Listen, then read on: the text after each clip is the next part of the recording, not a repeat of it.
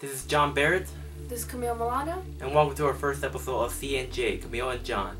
And right here we're about to do the review for the Xbox One and PS4. Alright, it is January 4th. We had about a good month with the systems, right? Yep. Alright. And let's see, what's our expressions with them? Let's start with the Xbox One. For sure that's the one we actually had the most enjoyment out of. Xbox One, personally, I love better than the PS4. I say that the launch games is much more better. So we can start with the launch games right now, out of the review. Alright, PS4. It launched with several indie titles which we don't really know. So that one really shouldn't matter too much. The titles that were hyped up were Killzone Shadowfall. It got a 73 or 74 overall in the Metacritic score. It's an okay game. But compared to the other Killzone 3, which got an 84 in the Metascore, it's a bit of a letdown actually. Now Knack, people saying it was going to be the next big thing. It was really hyped. I actually thought it was going to be big too. I actually thought it was going to be in the 80s. And yet it ended up getting a 55 overall. I know, man. I know. That's very low. It doesn't even look like a next-gen title to me. It looks like a PS2 game. Yeah, it really does, actually. Yeah. Not saying graphics matter or anything, but they still could have made it look like a PS3 game or something like that. Yeah, you gotta show, especially with the new console, you gotta show a little bit of what your console is capable of. Obviously, they're not gonna use it to full extent, but you gotta show a little bit of what it can do, right? Yeah. So not just a very small. Sorry. Somewhat decent game. I would suggest also the indie title Flower. That one got a 92 and 93. You never heard of it, but I thought that's pretty good, I guess. But it's just an indie title though. Yeah. So, but an indie title is good.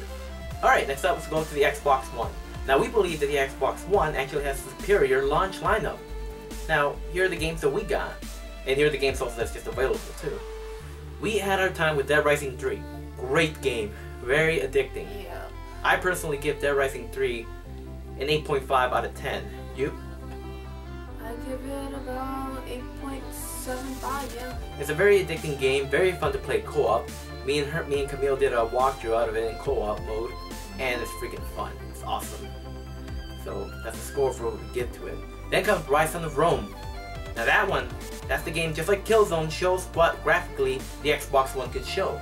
Now what do you think of Ryse of Rome?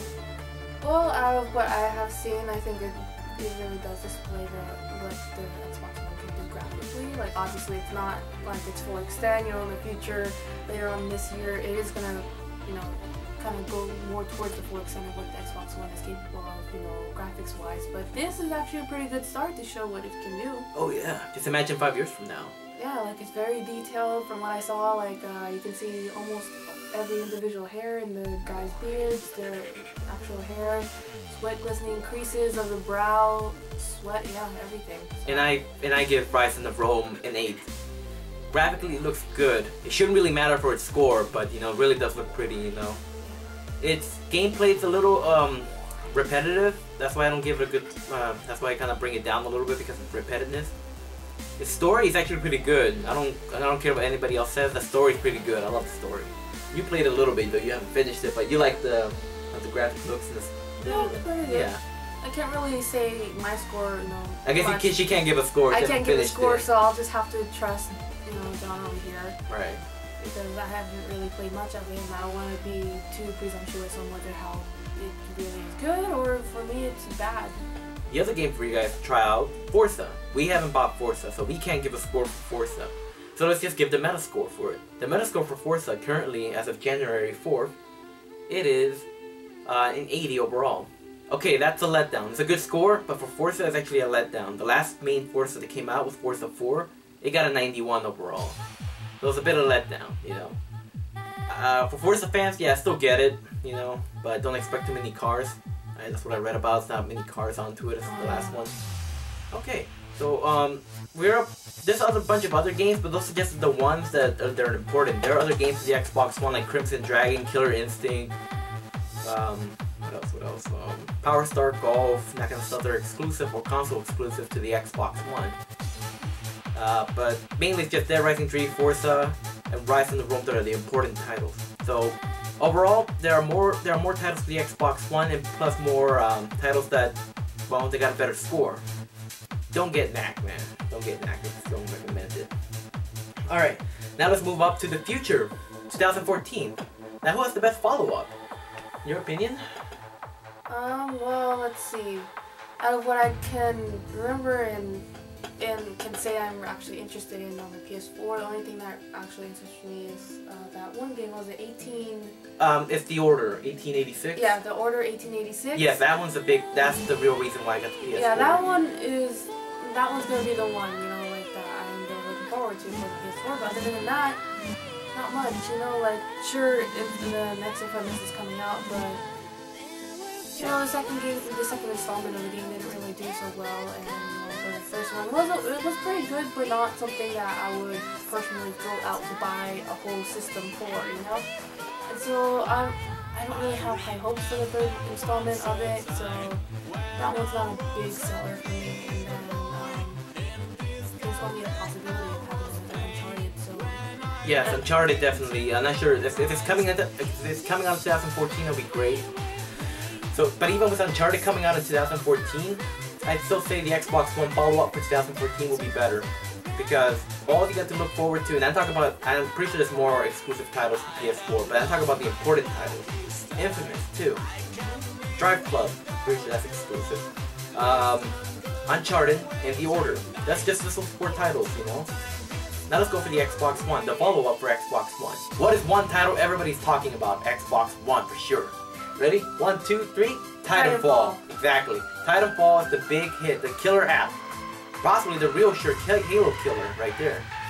Titanfall has won over 80 awards already so far, and that game hasn't even came out yet. It's not bad. Well, it's available on 360 as well, but me and her are gonna get it for the Xbox One. We feel we shouldn't waste the time for the 360 version. Titanfall. That definitely demolishes any game that the PS4 has. And that's just Titanfall itself. There's Halo, possibly Halo 5. Even though 343 confirmed it's not going to be called Halo 5. But whatever, let's just call it Halo 5. The next Halo, yeah.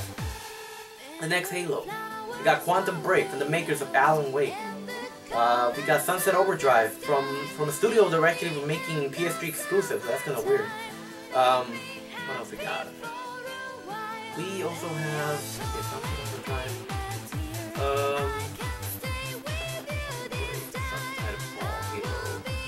Oh yeah, there's Fable Legends, yeah. Fable Legends and Project Spark. That's all that I can name so far that are important titles. But personally, it's Halo and Titanfall that are the big juggernauts for 2014. Those will sell multiple million. Okay, so, alright, we already talked about the games for the Xbox One. It has better launch titles and better 2014 lineup so far. We still need to wait for E3, you know. Alright, so let's talk about remotes, alright? Yeah, here we got the DualShock 4 and the Xbox One remote. Both of them an improvement over the last remotes, you know. If I had to pick which remote I like, it will be the Xbox One. How about you?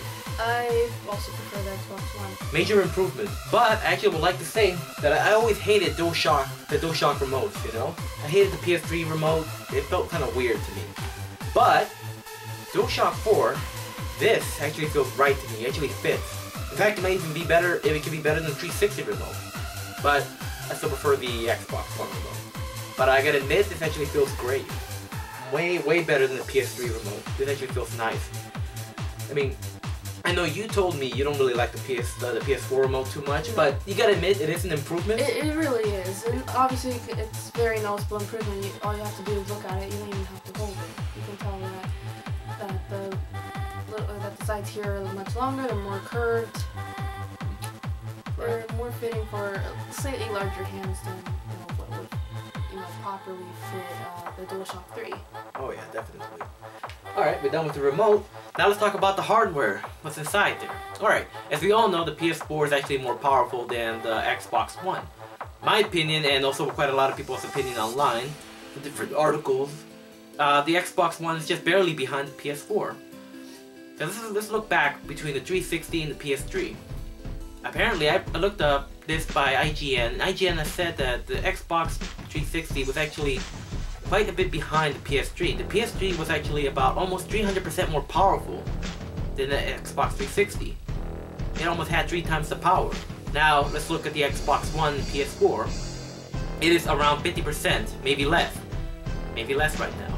So, let's look at the best games 360 came out with. I say the visually best game would be either Gears of War Judgment and Halo 4, while we look at The Last of Us and Uncharted 3 on the PS3. Both of them are really great titles, you know? All 4 of those are great titles. You will notice a difference, you know? But that's about almost 3 times the power. We have quite less than that now. The gap between those two is less. So, do you think we're gonna notice much of a difference? No, not really, because from what we've read, they're almost matched, right? Yeah, they're almost matched. It's that close of a difference. Exactly. So really, you won't be able to tell much of a difference unless you're one of those people who are really like looks at frame by frame. Yeah, frame by frame people who are very enthusiastic about this. You know, trying their best to tell like which one's better, you know, by every single aspect. So they'll probably just have it out as still an image and then compare side by side. But for like the average person, they won't be able to tell much, right? Right. It's not gonna be much of a big difference in that area. All right, and real quick, let's actually show how the Kinect works now. You pointed out to the screen. All right, let's see. The Kinect actually responds pretty well right now, much more better than the other Kinect. Xbox, go to Netflix. Xbox, go to Netflix. Xbox, go to Skype. Xbox, snap, music. Xbox, unsnap. Xbox, go to Halo Spartan Assault. Xbox, go home. Voila! How's that? It's pretty quick. It might miss maybe a command or two, but overall, you saw it yourself, it is pretty quick. And I like that I can be able to snap my applications. Basically, just say it loud and clear, then you shouldn't really have. As we all know, as we all know, both consoles have had like about some hardware failure. It's not too serious though. Both Xbox One and PS4 suffers like 1% of hardware failure. And sadly, for me, I'm one of them. For the PS4, we have the blue light of death. Well, don't worry, this one doesn't have it. The blue light of death will show a blue light right around here, pretty much when it's all bricked and it can't work no more. The cause of it's not really well known, at least I don't think so at the moment. If you do know why, then post it up in my comments. So, this I can't fix. I can't fix at all. And I don't even think there's any method to fix this at all. So, this one, I can't fix at all if it happens. Now, the Xbox One, the disk drive problem, I can say happily that I came up with a method to fix it, no problem. Now, the problem is that there's like a loose gear or something very loose in the drive. So, when you try to put it in a CD, you hear this grinding noise. Good news though, it won't ruin the CD. There's no scratches in the CD at all. So, I'm gonna intentionally break this, I'm gonna intentionally make my console have that problem again. That way I can show you guys it's easy to fix. So, if you take a look down here,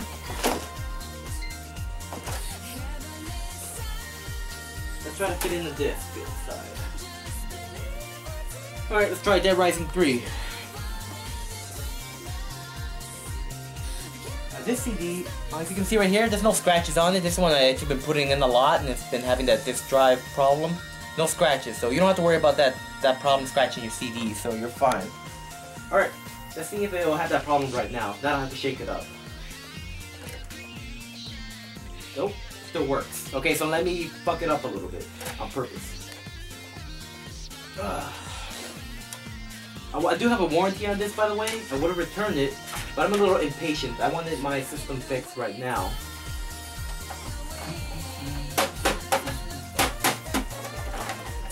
Alright, let's try it now. Oh, come on, now you work? Hold on. It's camera shy. It's camera shy, sorry. Come on, I know you're broken. Break in front of the camera. Okay, just give me a bit. It's all put together now. Well, I already released a video of me fixing this.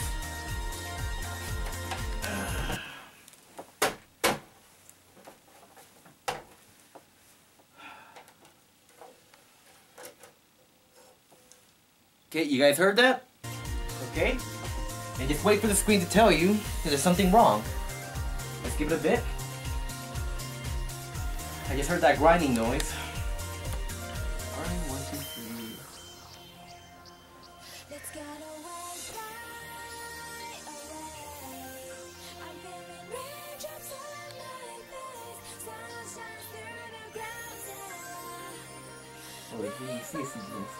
Oh, there you go.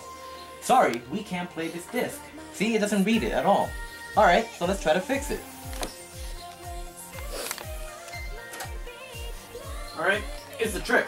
You gotta get the console up. You don't have to beat it or anything like the other solutions. You gotta put your lips against it and blow.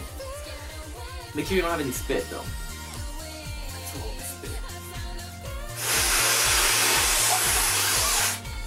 Alright? It might take 2 or 3 times for you to do this. So let's see.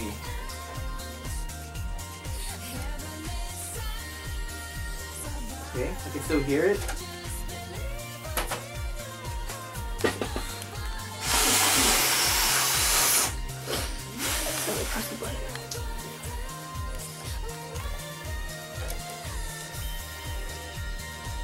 Okay, still hear it.